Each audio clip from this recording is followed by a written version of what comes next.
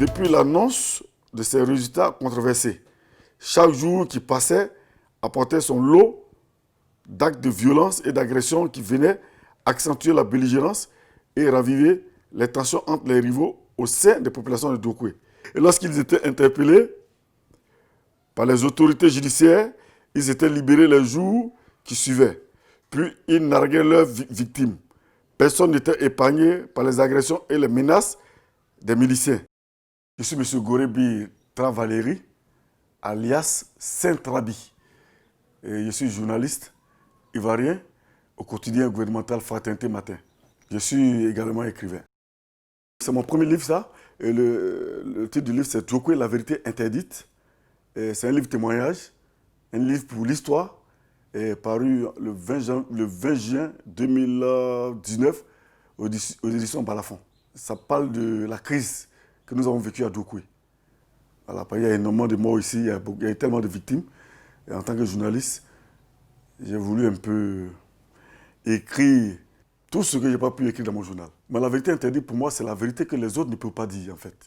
Parce que quand on rencontre les belligérants, ils peuvent tout vous dire, mais ils ne vous disent pas ce qu'eux-mêmes ils ont promis comme acte. Voilà, c'est de ça que je parle. Je parle de la vérité interdite, la vérité de l'autre. En fait, c'est des révélations. Parce que les belligérants, ils accusent toujours l'adversaire d'avoir commis des crimes, mais eux-mêmes, ils ne s'accusent pas d'avoir commis des crimes. Voilà, ou bien d'avoir posé des actes néfastes. Donc, moi, je ressors tout ça, en fait, à travers ce livre. J'ai assisté à l'enterrement des victimes. Vous voyez? Et donc, j'avais, au fond de mon cœur, j'avais besoin de parler, en fait. J'avais un lourd fardeau sur la tête. Il était important pour moi de décharger ce fardeau.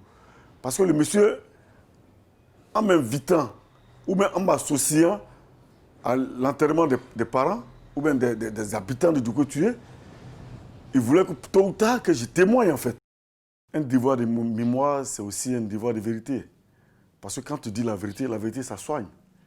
Voilà, parce que quand tu sais que, quand tu penses que c'est ton voisin et ton bourreau, et qu'à travers le livre, tu te rends compte que le voisin n'est pas ton bourreau, que c'est quelqu'un d'autre qui est ton bourreau, tu es soigné, en fait, tu vois. Et donc, pour moi, le livre véhicule, c'est un livre de paix, en fait. Parce qu'à travers le livre, je veux dire aux Ivoiriens, à un moment donné, nous avons franchi la ligne rouge. Nous avons franchi la ligne rouge. Parce qu'à Dokwe, ici, moi, j'ai compté, dans les rues de Dokwe, j'ai compté 265 corps.